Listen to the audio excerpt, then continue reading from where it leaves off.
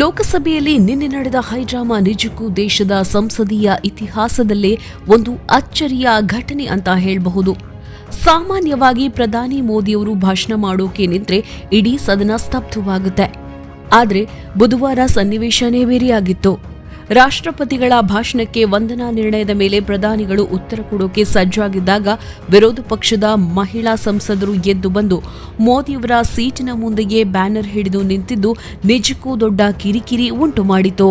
ಕಾಂಗ್ರೆಸ್ನ ವರ್ಷಾ ಗಾಯಕ್ವಾಡ್ ಮತ್ತು ಜ್ಯೋತಿಮಣಿ ಸೇರಿದಂತೆ ಹಲವು ನಾಯಕಿಯರು ಅಕ್ಷರಶಃ ಪ್ರಧಾನಿಗಳ ಆಸನದ ಹತ್ತಿರವೇ ಹೋಗಿ ಮುತ್ತಿಗೆ ಹಾಕಿದ್ರು.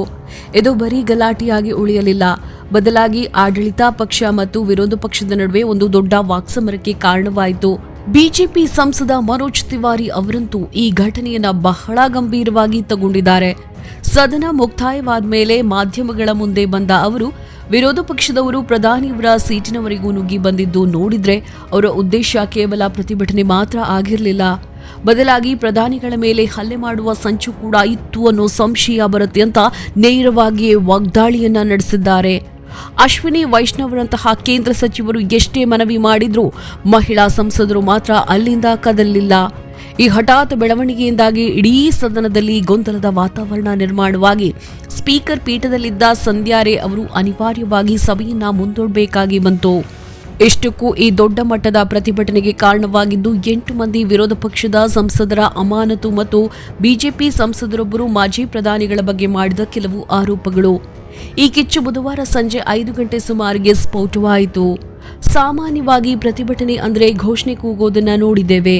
ಆದ್ರೆ ಇಲ್ಲಿ ವಿರೋಧ ಪಕ್ಷದವರು ಟ್ರೆಜರಿ ಬೆಂಚ್ ಅಂದ್ರೆ ಆಡಳಿತ ಪಕ್ಷದವರು ಕೂರೋ ಜಾಗಕ್ಕೆ ನುಗ್ಗಿ ಹೋದದ್ದು ಸಂಸತ್ತಿನ ಮರ್ಯಾದೆಯ ಪ್ರಶ್ನೆಯನ್ನ ಎತ್ತಿದೆ.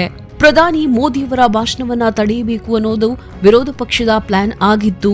ಅದರಲ್ಲಿ ಅವರು ಯಶಸ್ವಿಯಾದರೂ ಕೂಡ ಈ ಘಟನೆ ಈಗ ದೇಶದಾದ್ಯಂತ ದೊಡ್ಡ ಚರ್ಚೆಗೆ ಗ್ರಾಸವಾಗಿದೆ. ಹೀಗೆ ಸಂಸತ್ತಿನ ಪವಿತ್ರ ಸದನದಲ್ಲಿ ಜನಪ್ರತಿನಿಧಿಗಳೇ ಈ ರೀತಿ ವರ್ತಿಸೋದು ಸರಿನಾ ಅನ್ನೋದು ಈಗ ಸಾಮಾನ್ಯ ಜನರ ಪ್ರಶ್ನೆ. ಪ್ರತಿಭಟನೆ ಮಾಡೋಕೆ ಸಾವಿರ ದಾರಿಗಳಿವೆ. ಆದರೆ ಪ್ರಧಾನಿಯವರ ಆಸನವನ್ನೇ ಗುರಿಯಾಗಿಸಿಕೊಂಡು ಈ ರೀತಿ ನಡೆದುಕೊಳ್ಳೋದು ಪ್ರಜಾಪ್ರಭುತ್ವದ ಮೇಲೆ ಕೆಟ್ಟ ಪರಿಣಾಮ ಬೀರುತ್ತೆ ಅಂತ ರಾಜಕೀಯ ವಿಶ್ಲೇಷಕರು ಹೇಳ್ತಿದ್ದಾರೆ.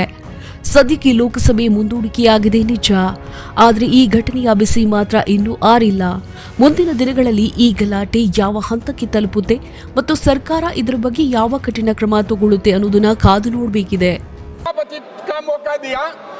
लेकिन मैं सभी माननीय सदस्य से आग्रह कर रही हूं कि कांग्रेस पार्टी के नेता राहुल गांधी के इशारे पर उनके जो एक कार्रवाई कल हमारे दिनांक 5 फरवरी 2026 को प्रातः 11 बजे तक के लिए स्थगित की सभापति के कुर्सी पे बैठे थे, उनके ऊपर कागज फाड़ करके फेंके